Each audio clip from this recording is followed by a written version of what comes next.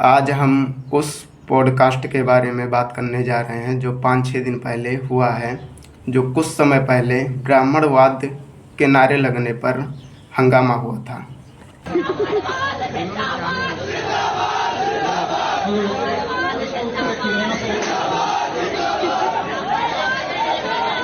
पहले उनके बारे में पूछा गया तो ये वीडियो देखिए। नाम तो मेरा पूरी दुनिया अब जान ही गई है। मैं राजस्थानी फैमिली से बिलोंग करती हूँ। दिल्ली यूनिवर्सिटी से पढ़ के निकल चुकी हूँ। ये बहुत बोला गया वहाँ पर कि मैंने बोला वहाँ पे कि मैं दिल्ली यूनिवर्सिटी की स्टूडेंट हूँ। स्टूडेंट नहीं हूँ, मैं दिल्ली यूनिवर्सिटी से पढ़ के निकल चुकी हूँ। मैं खुद एक सोशल मीडिया इन्फ्लुएंसर हूँ। मेरा खुद का काम है पब्लिक ओपिनियन लोगों के सामने रखना, जनता तक पहुँचाना, सोशल मीडिया के माध्यम से, डिजिटल मीडिया के माध्यम से। लेकिन जो लोग कह रहे हैं कि मैंने ऐसा नारा दिया, वैसा नारा दिया, मेरी जाति क्या है, मैं अपनी जाति नहीं बताऊंगी, क्योंकि इस देश में बवाल जो है जाति को लेकर ही मचा हुआ है इस समय। मैं सनातनी हूँ, मैं हिंदू हूँ और मैं भारतीय हूँ, इतना काफ़ी है। अब ये वीडियो देखने के बाद में आपने देखा होगा कि उन्होंने अपना नाम तो नहीं बताया, लेकिन खैर मैं उनका नाम बता देना चाहता हूँ। उनका नाम मेघा है। बाद में उनसे पूछा गया कि आप पत्रकार हैं, तो पहले आप ये वीडियो देखिए।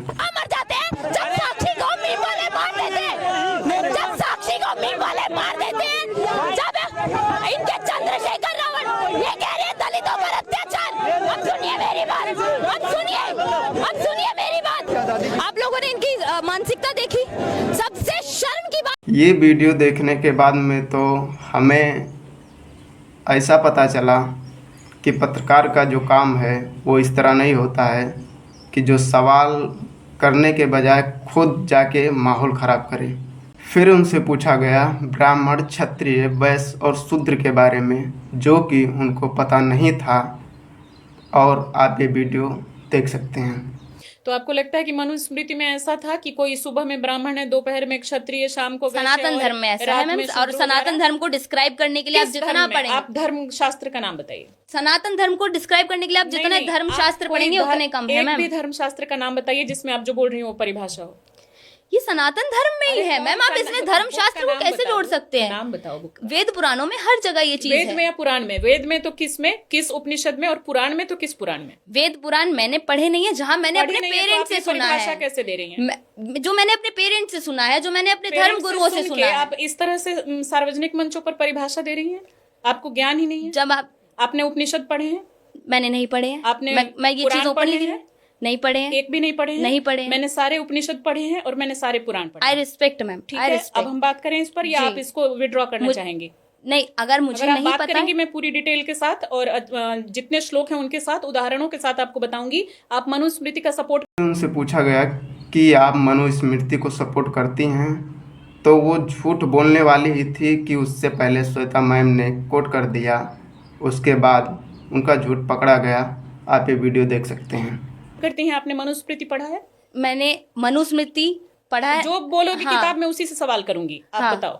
मैंने मनुस्मृति भी नहीं पढ़ा है, मैंने कुछ नहीं पढ़ा है। I totally. इनका काम है नफरत फैलाना, और खासकर मुसलमानों के प्रति इनका ज़्यादा नफरत और बयान रहता है हमेशा। जानती हैं कि जो सनातन धर्म है वो एकता सिखाता है, और जो इस्लाम मजहब है वो लोगों को बांटना सिखाता है। क्लियरली आप ये कह रही हैं? डेफिनेटली।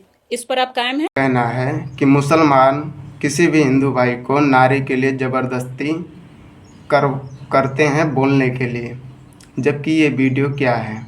इस्लाम में लोग एक नारा लगवाने के लिए लोगों के साथ जबरदस्ती करते हैं। और जय श्री राम का नारा लगाने के लिए जबरदस्ती नहीं होती है? आपने 2 दिन पहले भी मौलाना मदनी का एक बयान सुना होगा कि जो जय श्री राम बुलवाए, जवाब है हम जय श्री राम जबरदस्ती नहीं बुलवाते। लेकिन कौन बुलवाता है? तमाम वीडियोस बोलने में क्या है? बोलना पड़ेगा।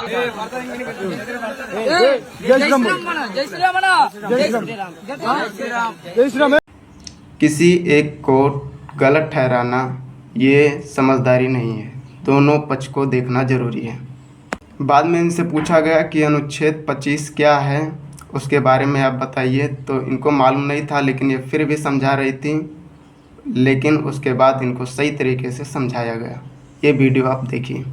क्या होता है क्या है जी, कि हिंदुओं के एक समुदाय को छोड़कर बाकी जितने भी पंथ हैं, 25B में भी यही लिखा हुआ है कि इसमें एक समुदाय को छोड़कर जितने बाकी सभी पंथ हैं, बौद्ध, जैन, ये सारे इन सभी पे हिंदू लॉ लागू होगा। नहीं, धार्मिक स्वतंत्रता देता है जी। संविधान। यहाँ पे ब्राह्मणवाद जिंदाबाद का नारा लगाया, वो एक पुलिस स्टेशन के सामने लगाया था, जो कि इनको बताने में बहुत गर्व महसूस होता है। और लास्ट में इनसे पूछा गया कि आपने पढ़ाई कहाँ तक की है।